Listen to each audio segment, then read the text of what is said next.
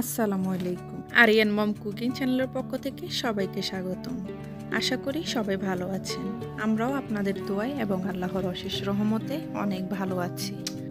শীতের পিঠাপুলি আয়োজনে আমার আজকের রেসিপি হচ্ছে চিতই পিঠা।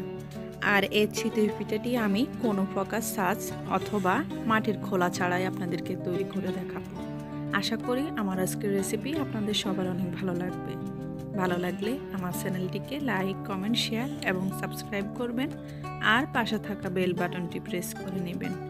এতে করে আমার নতুন কোনো ভিডিও দেওয়ার সাথে সাথে নোটিফিকেশন আপনাদের সবার মাঝে চলে যাবে। আর যারা আমার চ্যানেলটিকে সাবস্ক্রাইব করে আমার পাশে থেকেছেন তাদেরকে আমার পক্ষ থেকে অসংখ্য ধন্যবাদ। চলুন শুরু করা যাক আমার আজকের রেসিপি। চিতই পিঠা বানানোর জন্য এখানে আমি একটি বাটি নিলাম আর এখন এখানে আমি দিয়ে দিলাম 2 কাপ শুকনো চালের গুঁড়া। আমি এখানে মার্কেট থেকে কিনতে পাওয়া যায় সেই শুকনো চালের গুঁড়ো নিলাম। আপনারা চাইলে এখানে ফ্রেশ চালের গুঁড়ো নিতে পারেন। এখন এখানে আমি দিয়ে দিব স্বাদ অনুযায়ী লবণ। এখন আমি এখানে পানি দিয়ে আস্তে আস্তে ব্যাটারটা তৈরি করে নিব।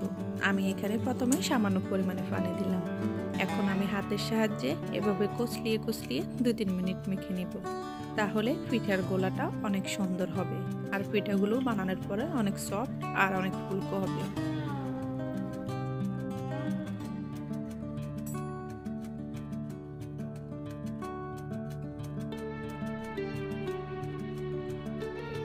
আমি এখানে আস্তে আস্তে পানি দিতে থাকবো আর ব্যাটারটাকে এভাবে আমি মাখতে থাকবো।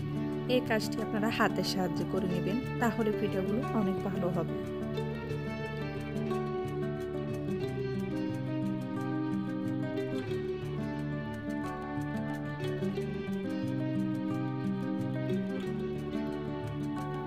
এখন আমি চিতই পিঠার ব্যাটারটাকে একটি ঢাকনা দিয়ে ঢেকে 20 মিনিটের জন্য রেখে দিব। ফিরে আসলাম আমি 20 মিনিট পর। চিতই পিঠার ব্যাটারটা আগে থেকে অনেকটাই ফুলে উঠেছে। এখন এখানে আমি 1 টেবিল চামচ রান্না করা রেগুলার তেল দিয়ে দিব, তাহলে পিঠাগুলো অনেক নরম হবে। এখন আমি আবারও হাতের সাহায্যে কিছুক্ষণ এইভাবে মেখে নিব। চিতই পিঠার ব্যাটারটা এখনো অনেকটাই ঘন আছে। আমার এখানে আরো কিছু পানির দরকার হবে। আমি এখানে আরো কিছু পানি দিয়ে দিলাম। এখন আমি আবারও হাতের সাহায্যে ভালোভাবে মেখে নিব।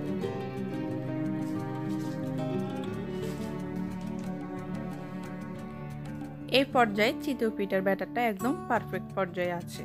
এখন আমি চিতই পিঠাগুলো বানানোর জন্য চলে যাব। বানানোর জন্য চুলায় আমি একটা প্যান বসিয়ে দিলাম। আমি এখানে লোহার একটি কড়াই নিলাম আর এখন এখানে আমি ব্যাটার দিয়ে একটি ঢাকনা দিয়ে ঢেকে রাখলাম। একটা চিতই পিঠা হতে 2-3 মিনিটের বেশি সময় লাগবে না। আমার চিতই পিঠাটা ভালোভাবে হয়ে গেছে। এখন আমি নামিয়ে ফেলবো।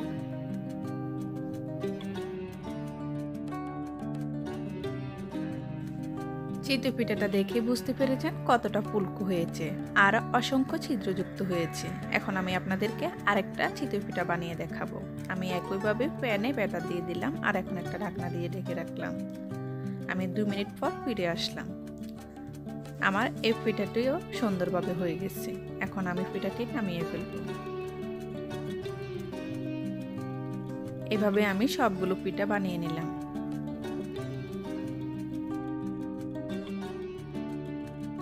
এখন আমি আপনাদেরকে একটা চিতই পিঠা ভেঙে দেখাবো চিতই পিঠাগুলো কতটা নরম হয়েছে। এখন থেকে আপনারা ইনস্ট্যান্ট এভাবে চিতই পিঠা বানিয়ে নিতে পারবেন। আমি আজকে চিতই পিঠাগুলো খেজুরের গুড় দিয়ে পরিবেশন করেছি। আপনারা চাইলে আপনাদের পছন্দ অনুযায়ী মাংস অথবা যে কোনো কিছু দিয়ে আপনারা পরিবেশন করতে পারেন।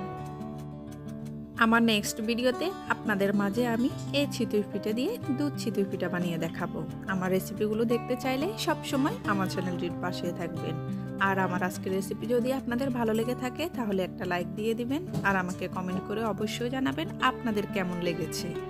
যারা এখনো আমার চ্যানেলটি সাবস্ক্রাইব করেনি প্লিজ সাবস্ক্রাইব করে আমার পাশে থাকবেন, আমি যেন আপনাদের মাঝে নিত্য নতুন রেসিপি নিয়ে আসতে পারি। দেখা হবে অন্য কোনো দিন অন্য কোনো রেসিপিতে। সে পর্যন্ত সবাই ভালো থাকবেন, সুস্থ থাকবেন, আমাদের জন্য দোয়া করবেন। আল্লাহ হাফেজ।